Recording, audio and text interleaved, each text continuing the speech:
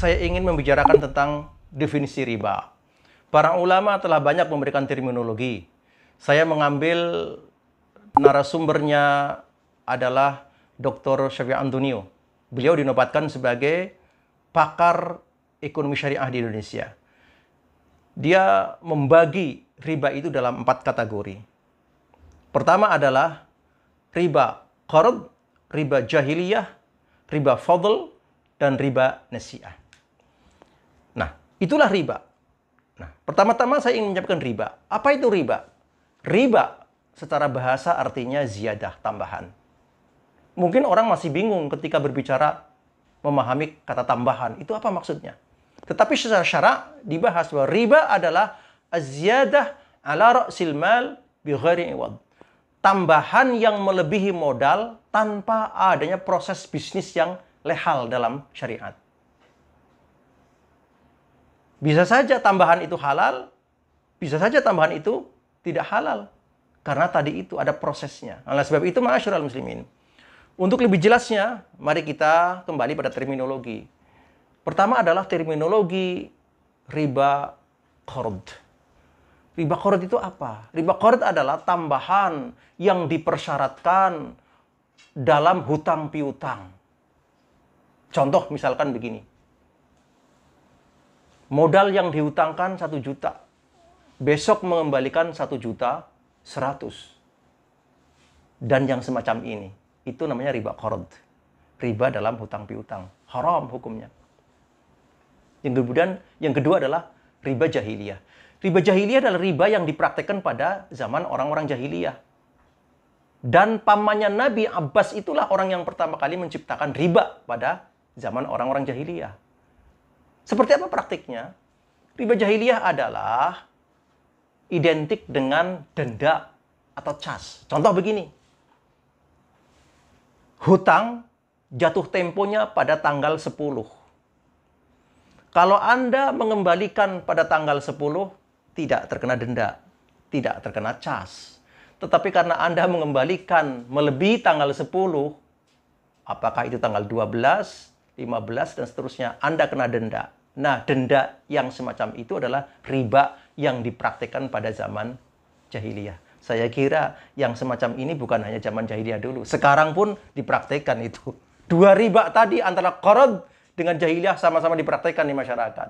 Itu yang terjadi. Keduanya haram dalam Islam. Kemudian yang ketiga adalah riba fadl. Riba fadl ini muncul dalam transaksi barter. Misalkan beras bagus 1 kilo ditukar dengan beras jelek 2 kilo. Kurma bagus 1 kilo ditukar dengan kurma jelek 3 kilo. Nah, kelebihan tadi itu riba fadl namanya. Nah, di masyarakat kita sering terjadi yang semacam itu. Beras bagus dengan merek tertentu ditukar dengan raskin berkilo-kilo. Riba hukumnya, nggak bisa. Kalaupun Anda ingin mempraktikkan tanpa riba, sebaiknya beras yang bagus dijual dulu untuk membeli beras yang jelek. Itu proses, ada proses bisnis. Tetapi kalau langsung dibarter seperti itu dengan tambahan yang berbeda, kelebihan yang berbeda, itu namanya riba fadl. Nah, sedangkan riba nasi'ah adalah barter dengan penundaan penyerahan barang. Contoh misalkan,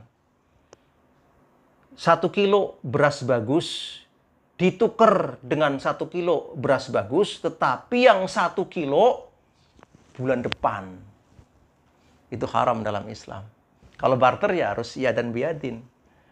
1 kilo jelas. Tetapi 1 kilo beras merek tertentu betul ditukar dengan 1 kilo dengan merek berbeda, tetapi penyerahannya waktunya berbeda. Itu riba dalam Islam. Betapa ketatnya sistem transaksi dalam Islam. Oleh sebab itu, ma'asyiral muslimin, 4 kriteria tadi itu harus menjadi perhatian kita semuanya. Riba itu haram dalam Islam. Ancamannya apa? Allah menyatakan, a'udzubillahi minasyaitonirrajim, alladzina ya'kuluna riba la yaqumuna illa kama yaqumul ladzi yatakhabbatu syaitanu minal mas. Dzalika bi annahum qalu innamal bai'u mithlur riba wa halal bai'a wa harrama riba. Al-ayah. Ini ancaman dari Allah Subhanahu wa taala. Kata Allah, mereka orang-orang yang mengonsumsi riba pada saat bangkit dari alam kubur nanti di akhirat, mereka tidak bisa bangkit dengan sempurna. Tidak jejeg, tetapi sempoyongan. Sebab semua itu bagikan kerasukan syaitan. Mengapa demikian terjadi? Karena pada saat di dunia dia mengatakan riba halal, sama dengan bisnis. Padahal Allah membolehkan bisnis, mengharamkan riba. Itulah sebabnya.